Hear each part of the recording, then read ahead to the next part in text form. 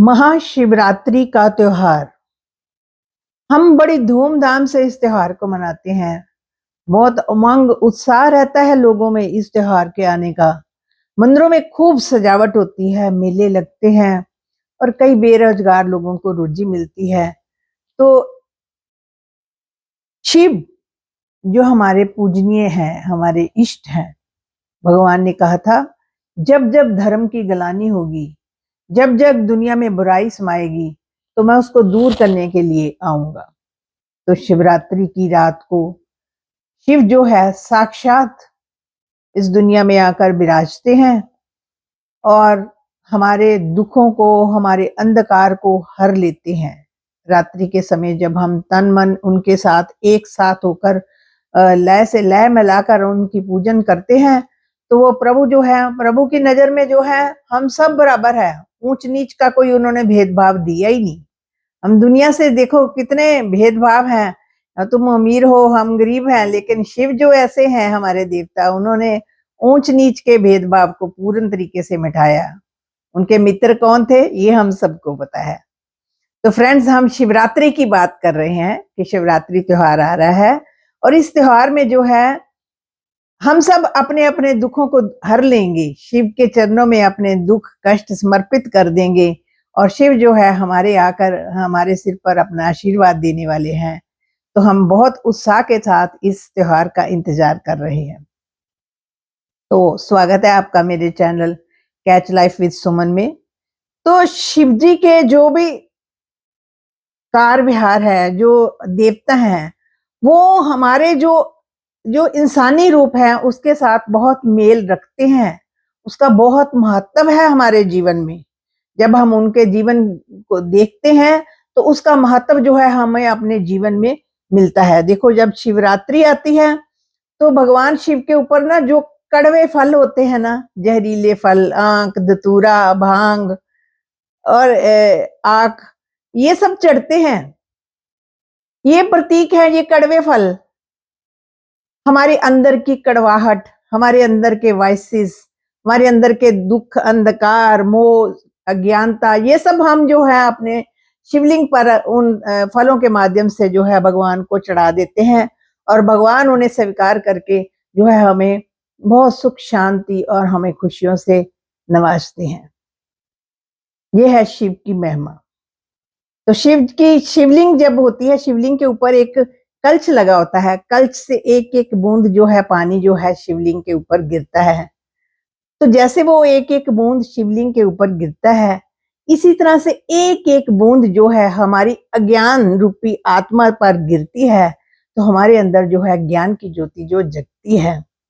तो आज जो है मनुष्य की सोल पावर जो है बहुत डिप्लीट हो चुकी है।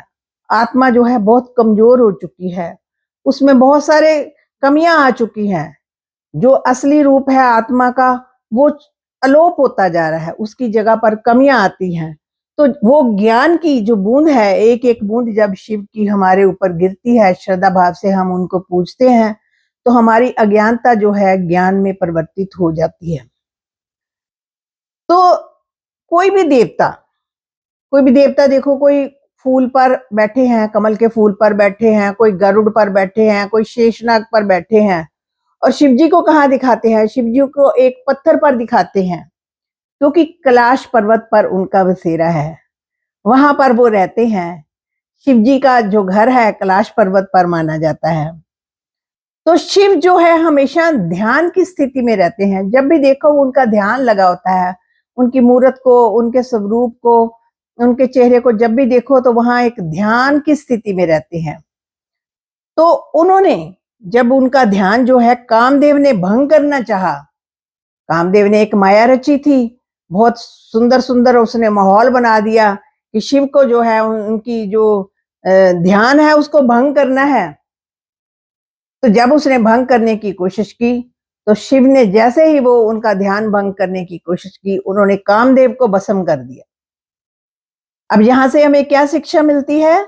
हमें ये शिक्षा मिलती है मेडिटेशन की, कि मेडिटेशन एक ऐसा रास्ता है जिसके रास्ते जिसको हम रेगुलर अपने जीवन में अपना कर इसका एक लाइफस्टाइल बना लें, करके जो है हम अपने जीवन में जो भी हमारे अंधकार है, जो हमारी अज्ञानता है, जो हमारे दुख कष्ट है, उनको दूर कर सकते हैं।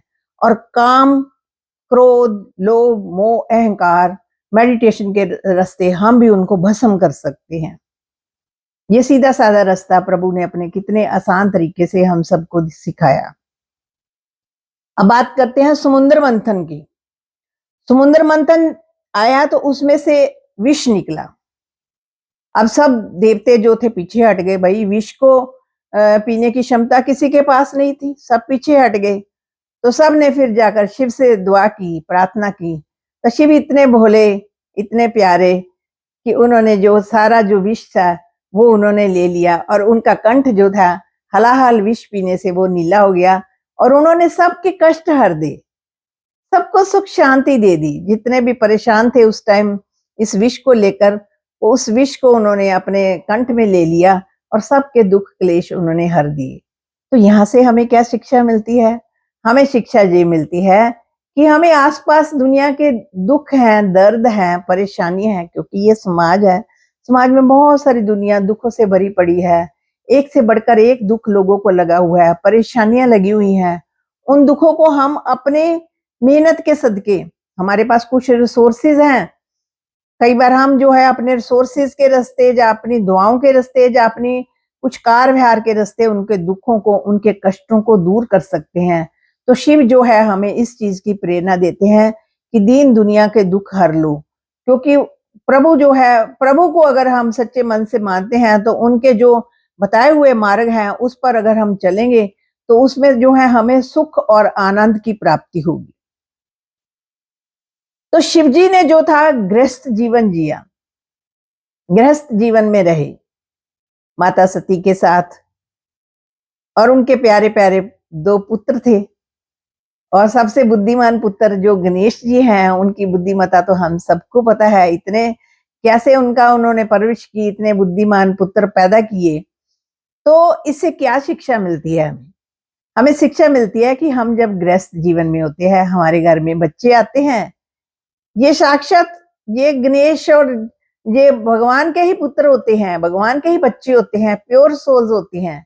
लेकिन हम क्या करते हैं, उनको सही संस्कार नहीं देते। संस्कार जब सही नहीं देते तो हम जो है परवरिश जो है उनकी गलत होती है। गलत परवरिश के कारण उनमें बहुत सारी जो है अज्ञानता, जो गलत बातें जो है भर जाती हैं।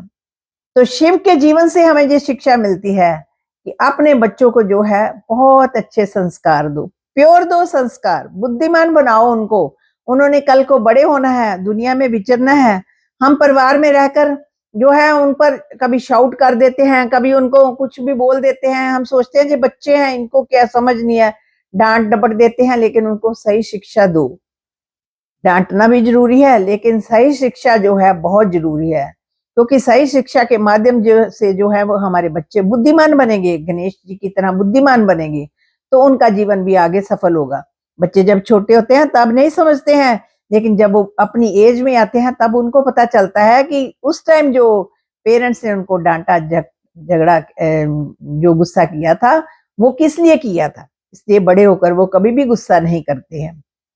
तो शिव जो है साधना भी करते हैं, नृत्य भी करते हैं। आपने नृत्य शिव का तो देखा ही होगा। जन की शिव जो है साधना, और साधना के साथ साथ नृत्य और जो म्यूजिक है उसको भी अपने जीवन में लाते हैं। तो ये सब चीजें जो है जीवन में जरूरी हैं, इनका भी महत्व बताया है। हमारे महत्व, जीवन का महत्व जो है शिव के आसपास ही चलता है। उनके जीवन जो है सादगी से भरपूर था। उन्होंने देखो बिल्कुल सादगी वाला जीवन जिया। अब शिव के विवाह की बात ले लें। जब शिव का विवाह हुआ था तो सारे देवी देवता तो खूब सज धज कर आए थे, और जब शिव की बारी आई तो उनकी जो बारात में जो बाराती थे वो कौन थे, हम सबको पता है। किसी का मुंह नहीं था, किसी की आंख नहीं थी, किसी के ऐसे डरावनी शक्ल थी। तो इससे जो थे सब जो माता के पक्ष के जो थे मायके वाले थे वो सब डर गए, उनकी माता जी बहुत डर गई। लेकिन देखो यहाँ से पता चलता है कि शिव की नजर में जो है बराबरी है, वो सबको बराबर समझते हैं। देखो आजकल हम जब शादी करते हैं तो तब हम गरीब गुरबों को तो कुछ समझते ही नहीं है ना। जो हमारे स्टैंडर्ड के हैं उनके साथ बस हमारी जो स्टैंडर्ड बना होना चाहिए। तो जब हम अगर शिव का ध्यान करें तो शिव ने तो सबको ही बराबर समझा। उनके लिए गरीब भी उतना ही महत्वपूर्ण है जितना कि एक बहुत बड़ा अमीर। उनके लिए सब बराबर हैं। तो ये थी प्रभु की लीला।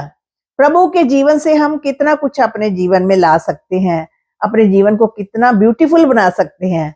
अगर हम उनके दिखाए मार्ग पर सही तरीके से चलें तो ये शिवरात्रि जो है, महाशिवरात्रि जो है, हमारे जीवन में खुशियों की बहार लेकर आ सकती है।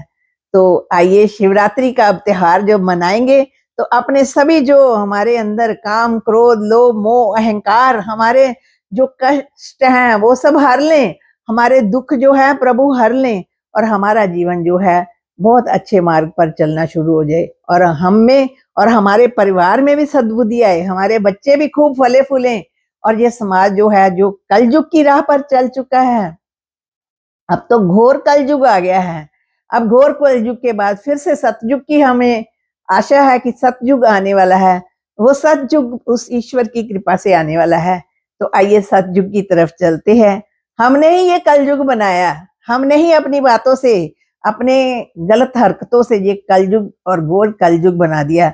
हम ही कुछ ऐसा कर दें कि ये कलयुग जो है सतयुग की तरफ जाना शुरू हो जाए। तो फ्रेंड्स, मुझे आपके भी इंतजार रहेगा कि आपने जो इस शिवरात्रि पर किस तरीके से पूजन किया। तो मुझे आपका कमेंट का बहुत इंतजार रहेगा। शुक्रिया फ्रेंड्स।